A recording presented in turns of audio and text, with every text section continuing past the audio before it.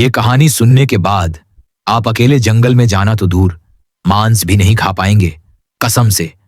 शुरू होती है ये बात उत्तराखंड के एक छोटे से गांव लांसी में, जहां आज भी लोग मानते हैं कि कुछ चीजें इंसानों के बस की नहीं होती। मांस का देवता, एक ऐसा नाम जिसे गांव के बच्चे तक फुसफुसाकर बोलते थे। लेकिन जब 26 साल का मोहित दिल्ली से अपनी नानी के यहां आया, उसे इस सब में कुछ मजा आने लगा। ओ नानी, आप लोगों को डर लगता है किसी गुफा से? सीरियसली? किसमी सदी है। नानी बस इतना बोली, बेटा वो गुफा नहीं, एक पेट है, और उसमें जो गया वो वापस नहीं आता। मोहित हंस पड़ा, लेकिन वो नहीं जानता था कुछ दरवाजे हंसने से नहीं, गलती से खुलते हैं। रात के 2 बजे बाहर कुछ था, कुछ जो खरोंच रहा था दरवाजे को। छू छू छू, खच खच खच। मोहित ने चुपके से खिड़की से झांका। कोई आदमी नहीं था, वो कुछ और था, लंबा, बेहद दुबला, और उसकी छाती पर मांस की तरह लटकती कोई चीज हिल रही थी। उसकी आंखें लाल नहीं, सफेद थीं, और उनमें कोई पुतली नहीं थी। वो सीधा मोहित की खिड़की की तरफ देख रहा था, जैसे जानता हो कि कोई देख रहा है। नानी, नानी उठिए, बाहर कोई है। नानी आंखें मलते हुए उठी, लेकिन उनके चेहरे का रंग उड़ गया। हे भगवान, तूने खिड़की क्यों खोली? क्या? क्यों? वो अब तुझे पहचान चुका है, तूने उसे देख लिया। मोहित कुछ समझ नहीं पाया। अगले दिन गांव में एक गाय की चमड़ी पूरी उधेड़ी हुई मिली, जैसे किसी ने उसे जिंदा ही चबाया हो। और पास ही मिट्टी में कुछ पैरों के निशान थे। पैर नहीं, पंजे थे, इंसान के नहीं। और सबसे अजीब बात, उन पैरों के बीच छोटे छोटे मांस के टुकड़े बिखरे हुए थे, ताजे, लाल, गीले। गांव का पुजारी आया, बोला, किसी ने मांस का देवता देखा है और अब बलिदान होगा। कौन देगा बलिदान? सबका सिर धीरे धीरे मोहित की तरफ मुड़ा। गांव वालों की नजरें मोहित पर जम गईं। कोई कुछ बोल नहीं रहा था, बस घूर रहा था। मोहित को लगा जैसे वो सब उसे दोषी मान चुके हैं, किसी चीज का जो उसने देखा, या शायद जिसे वो देख चुका था। मैंने क्या किया है? मोहित चीखा। पुजारी धीरे से बोला, जिसने देखा वही चढ़ाया जाएगा, यही नियम है, सदियों से। मोहित की सांसें तेज होने लगीं। आप सब पागल हो गए हो क्या? नानी ने उसका हाथ पकड़ा। भाग चलो, तू अब यहां सुरक्षित नहीं है। लेकिन कहां जाते? पूरा गांव जैसे किसी पुराने भय के बंधन में जकड़ा था, और अब उस बंधन का केंद्र मोहित बन चुका था। उसी रात मोहित ने नानी से पूछा, ये मांस का देवता है क्या? नानी की आंखें भर आईं। सैकड़ों साल पहले एक भटकता तांत्रिक इस गांव में आया था, भूखा, प्यासा, घायल। गांव वालों ने उसे मांस दिया, लेकिन वो तांत्रिक इंसान नहीं था। उसने उस मांस को खाकर कुछ पढ़ा, कुछ बोला, और फिर खुद को जिंदा जला लिया। जलती हुई उसकी देह ने शपथ ली कि हर साल उसे मांस चढ़ाया जाएगा, वरना वो आएगा और अपना हिस्सा खुद ले जाएगा। और जिसने उसे देख लिया वो उसका हिस्सा बन जाता है। मोहित हंस पड़ा। ओ कम ऑन नानी, ये सब पुराने डर फैलाने की बातें हैं। नानी ने कुछ नहीं कहा, बस एक पुराना डिब्बा खोला। अंदर एक फटी हुई पुरानी तस्वीर थी, एक लंबा अंधेरा इंसान जिसके सीने से मांस टपक रहा था, और आंखें बिल्कुल वैसी ही थीं जैसी मोहित ने देखी। ये कौन है? मोहित ने कांपते हुए पूछा। ये वही है, मांस का देवता। अचानक घर की सारी बत्तियां गुल हो गईं। अंधेरा एकदम गाढ़ा, सांसें थम सी गईं। बाहर फिर वही आवाज, छू छू, खच खच खच। मोहित ने नानी का हाथ पकड़ा। नानी, वो फिर आ गया। नानी ने कांपते होंठों से कहा, अब वो नहीं जाएगा। तभी खिड़की की लकड़ी टूटने लगी। मोहित ने दीवार से टॉर्च निकाली और बाहर रोशनी मारी। वो प्राणी अब और पास आ चुका था, लेकिन इस बार उसके हाथों में कुछ था, एक पिशाच जैसा सिर जिसकी आंखें अब भी फड़क रही थीं। वो मुस्कुरा रहा था, मांस टपका रहा था, और धीरे धीरे खिड़की से अंदर झांकने लगा। मोहित चीखा, भागो नानी, भागो! लेकिन नानी वहीं खड़ी रह गई, पत्थर की तरह, क्योंकि उसने जो देखा वो नानी का ही चेहरा उस प्राणी के हाथ में था। मोहित वहीं जमीन पर गिर गया। उसके मुंह से एक भी शब्द नहीं निकला। उसके सामने मांस का देवता उसकी नानी का सिर पकड़े ऐसे देख रहा था जैसे वो कोई खिलौना हो। खिड़की से वो लंबा काला शरीर झुककर अंदर आया। कमरे की हवा ठंडी नहीं, बर्फीली हो गई थी। मोहित की सांसें घुटने लगीं। वो दीवार पकड़कर खड़ा हुआ और जैसे तैसे पिछले दरवाजे से भाग निकला। बाहर गांव अजीब सा शांत था। न कोई कुत्ता भौंक रहा था, न कोई पक्षी चहक रहा था। बस हवा थी जिसमें मांस की सड़ांध भरी थी। वो भागता गया खेतों से होते हुए तालाब की तरफ, लेकिन जहां उसके पैर पड़ते वहां मिट्टी में कुछ और भी दबता था, जैसे कोई नीचे से खींचना चाह रहा हो। उसने एक पेड़ के नीचे छुपने की कोशिश की, लेकिन तभी एक चिल्लाहट गूंजी। इंसान की नहीं, कुछ और की। एक ऐसी आवाज जैसे कोई जलते हुए मांस में सांस ले रहा हो। छू! मोहित का शरीर सुन्न हो गया। उसने पलट कर देखा। वो प्राणी अब सीधा पेड़ के ऊपर से कूद कर नीचे आया। फर्श कांप उठा, लेकिन उसने मोहित को नहीं मारा। उसने बस उसकी आंखों में देखा और गले से एक अजीब आवाज निकाली। तू बुलाया गया है, तू मेरा मांस है। मोहित चीखा, नहीं, मैं इंसान हूं, मुझे छोड़ दो। प्राणी धीरे से बोला, नहीं, तू वही है जिसे बुलाया गया है। जन्म के साथ तेरा रक्त मांस को जगाता है। और अचानक मोहित के माथे से खून टपकने लगा। बिना किसी चोट के उसकी त्वचा फटने लगी। उसे चक्कर आने लगा और अंधेरा छा गया। जब उसकी आंख खुली, वो किसी अंधेरी गुफा में था। दीवारों पर सूखे मांस के टुकड़े टंगे थे, जैसे सजावट हो। एक पत्थर का वेदी जैसा ढांचा था और सामने दर्जनों लोग, बिना आंखों वाले, बस एक ही मंत्र बोलते जा रहे थे, मांस का देवता, मांस का देवता। मोहित की कलाई बंधी हुई थी और उसकी छाती पर कोई पुराना तावीज रखा गया था। एक बूढ़ा आदमी आगे आया। उसके शरीर पर भी मांस की पट्टियां चिपकी हुई थीं। तू अब तैयार है, तुझे चढ़ाया नहीं जाएगा, तुझे जगाया जाएगा, क्योंकि तू उसका वंशज है। मोहित चीख उठा, नहीं, ये झूठ है। लेकिन तभी पीछे से एक भारी हाथ उसके सिर पर पड़ा। अगले पल उसकी सांस बंद होने लगी। आंखों के सामने सब धुंधला हो गया और जब चेतना लौटी, उसकी आंखें अब सफेद हो चुकी थीं। बिना पुतली के उसकी छाती पर मांस की एक नई परत उग रही थी और वो वहीं बैठा था, उसी गुफा में, बाकी चढ़ावों का इंतजार करता हुआ। 3 दिन बीत चुके थे। मोहित गायब था। गांव में अब कोई उसका नाम नहीं लेता था। नानी का घर सूना पड़ा था, खिड़कियां टूटी हुई और दीवारों पर अजीब निशान। लोग बस कानाफूसी करते। कहते हैं मोहित को मांस ने खा लिया। नहीं, सुना है वो अब खुद मांस का पुजारी बन चुका है। गांव की ही एक लड़की थी, रवि की बहन नेहा, शहर से लौटी थी कुछ दिनों के लिए। नेहा को इस सब में विश्वास नहीं था। तुम लोग बस डर फैलाते हो। मोहित कोई छोटा बच्चा नहीं है, गायब हुआ है तो पुलिस में शिकायत करो। रवि ने डरते हुए कहा, नेहा, तू कुछ नहीं जानती। वो चीज असली है, मैंने उसे देखा है। किसे? नेहा ने ताना मारा। रवि का चेहरा पीला पड़ गया। वो मांस का देवता।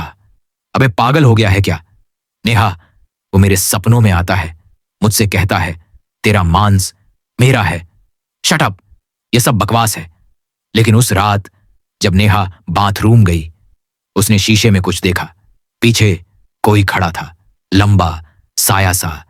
उसकी गर्दन मुड़ी हुई थी और आंखें पूरी सफेद। नेहा पलटी, कोई नहीं था। उसने खुद को समझाया, it's just a trick of light. लेकिन जैसे ही वो वापस मुड़ी, शीशे में वही चेहरा फिर दिखाई दिया। लेकिन अब वो मुस्कुरा रहा था और उसके मुंह से टपक रहा था ताजा, गीला, लाल मांस। नेहा चीख पड़ी। रवि दौड़ कर आया। क्या हुआ? कुछ कुछ था वहां, शीशे में। रवि कांपते हुए बोला, अब समझी? अब भी मानेगी नहीं? नेहा अब डरी नहीं, गुस्से में थी। उसने फैसला किया, मुझे सच चाहिए, मैं उस गुफा में जाऊंगी। रवि ने कहा, पागल हो गई है, वहां कोई नहीं जाता, वहां से कोई वापस नहीं आता। नेहा बोली, अगर मोहित जिंदा है तो मैं उसे ढूंढ निकालूंगी। अगली सुबह नेहा अकेली निकल गई, जंगल पार करते हुए। जैसे जैसे वो गुफा के पास पहुंची, हवा भारी होने लगी। उसके कदम खुद ब खुद धीमे हो गए। पेड़ों की शाखाएं जैसे उसे रोक रही थीं, लेकिन उसने हार नहीं मानी। वो पहुंची उस काली गुफा के मुहाने तक, जहां भीतर से आती थी एक अजीब सरसराहट, जैसे सड़े हुए मांस पर मक्खियां बैठी हों। और वहां पत्थर पर उकेरे गए थे कुछ प्राचीन चिन्ह, और बीच में लिखा था, मांस ही पूजा है। नेहा ने मोबाइल की टॉर्च ऑन की, भीतर झांका। अचानक किसी ने उसका हाथ पकड़ा। वो चीखी, कौन है? एक घिसी हुई आवाज आई, मत जा, वापस जा, नहीं तो तेरा मांस भी ले लेंगे। वो एक बूढ़ी औरत थी, जिसके चेहरे पर मांस नहीं, सिर्फ हड्डियां बची थीं। नेहा पीछे हटी। आप कौन हैं? वो औरत कांपते होठों से बोली, मैं भी एक औरत थी जो अंदर गई थी। अब मैं सिर्फ एक चेतावनी हूं। मांस के देवता को जो जगह देता है, वो उसका हिस्सा बन जाता है। नेहा कांप गई, लेकिन फिर भी उसने एक कदम भीतर रखा, और तभी गुफा के अंदर से गूंज उठी एक आवाज, तू आई है अपना मांस चढ़ाने। गुफा के अंदर अंधेरा था, एक ऐसा अंधेरा जो सिर्फ आंखों को नहीं, आत्मा को निगल जाए।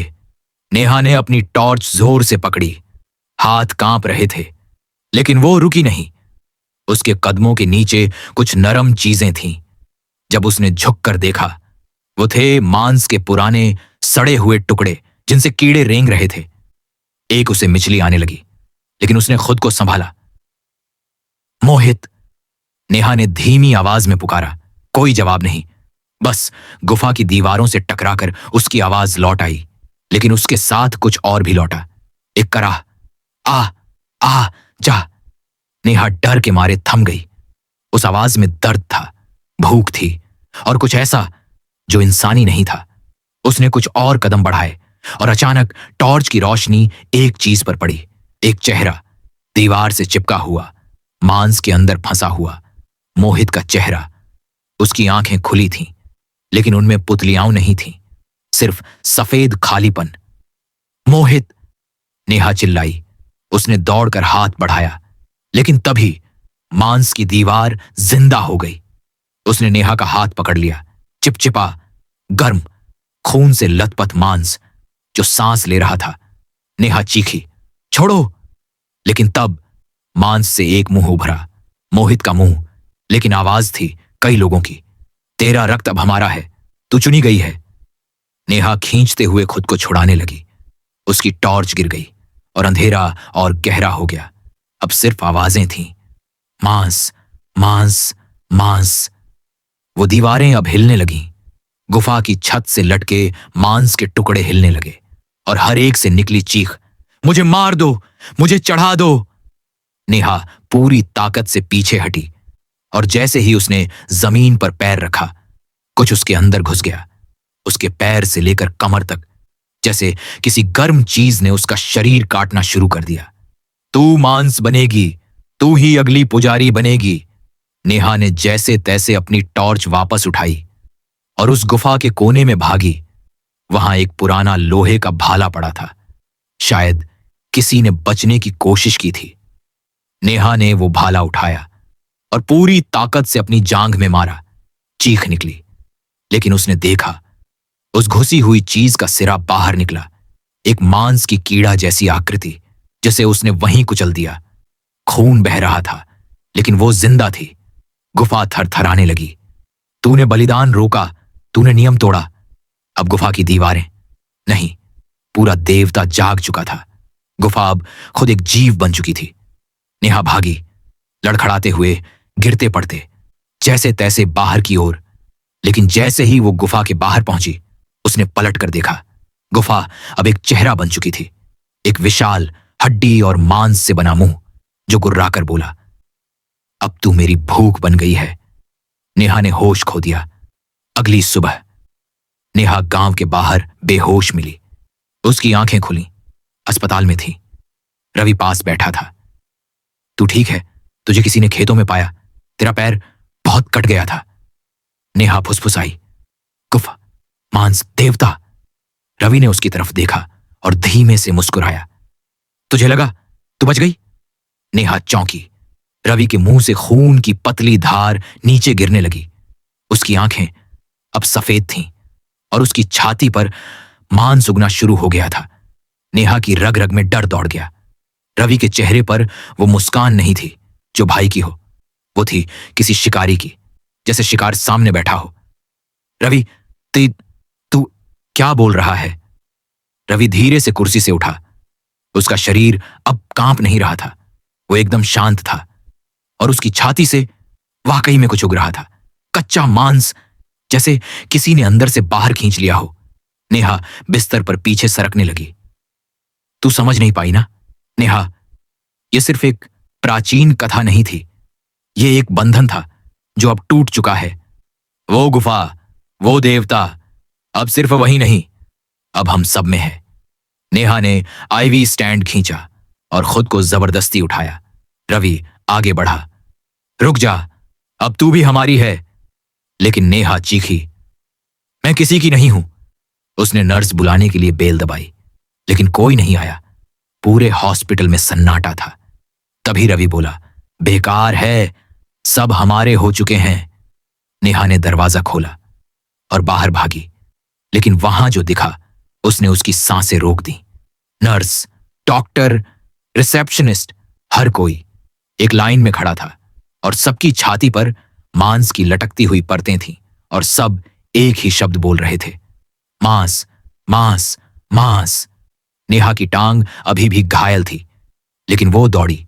सीढ़ियां, गलियां, एक के बाद एक कमरे से गुजरती रही।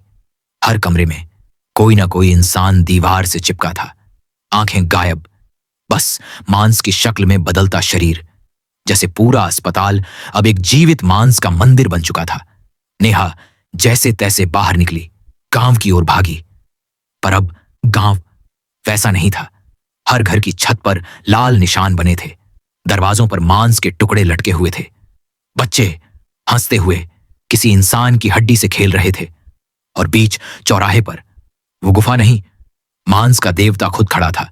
लेकिन इस बार उसका चेहरा मोहित का था और उसके दोनों तरफ खड़े थे दो नए पुजारी, रवि और गांव का पुजारी। तीनों एक साथ बोले, तू अब बाहर नहीं, भीतर से हमारी बन चुकी है। नेहा ने अपने हाथ की तरफ देखा। उसकी नसों में कुछ हिल रहा था, नीचे त्वचा के अंदर, जैसे मांस का कोई कीड़ा घुस गया हो। वो घुटनों पर गिर गई और चीखने लगी, मैं इंसान हूं, मैं मांस नहीं। लेकिन उसके मुंह से आवाज निकली, किसी और की। मांस का समय आ गया है।